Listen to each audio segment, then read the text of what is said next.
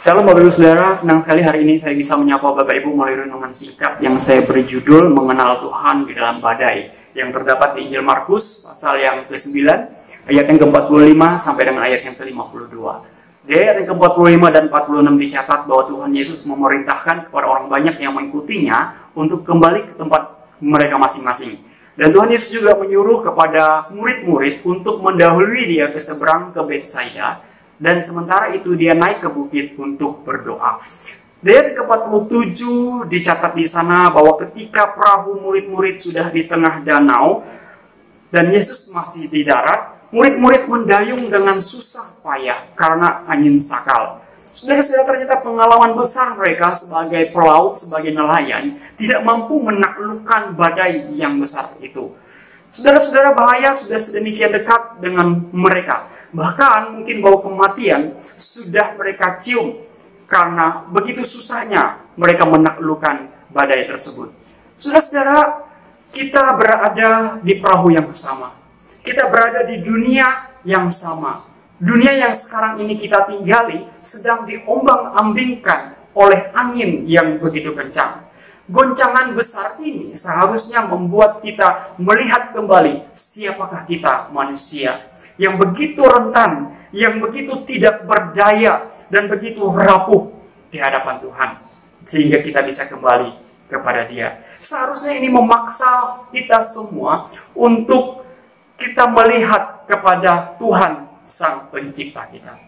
Saudara-saudara, ketika kita diombang-ambingkan angin yang begitu kencang, apakah Tuhan diam? Apakah Tuhan tidak memperhatikan kita dan tidak melihat kita?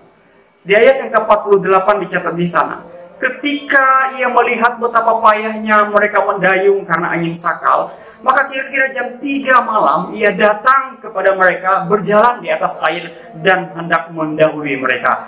Walau dia berada di tempat yang jauh, di bukit sana, di gunung yang tinggi, di tempat yang gelap dan pekatnya malam, bahkan begitu rindang dan lebatnya hutan, dia melihat dan dia Maha tahu dari apa yang dialami oleh murid-murid. Dia melihat murid-murid mengalami kesusahan.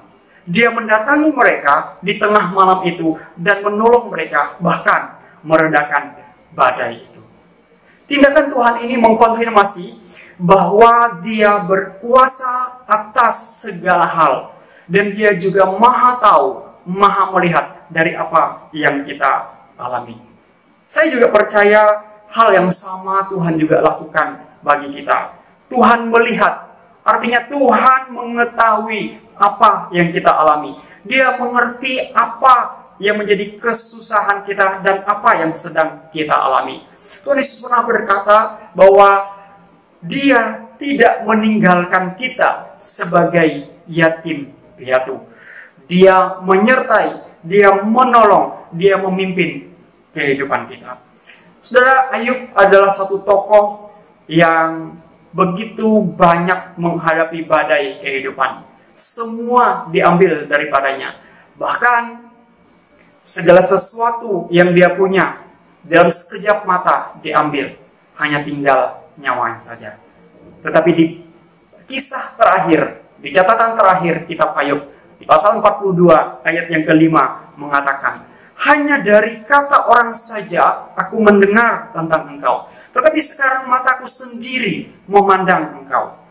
Artinya segala persoalan, segala pergumulan, segala pengalaman yang dialaminya, yaitu semua kepunyaan yang pernah dia punya dan seketika diambil daripadanya, bahkan dia mengalami badai yang begitu kejam, akhirnya dia mempelajari satu hal.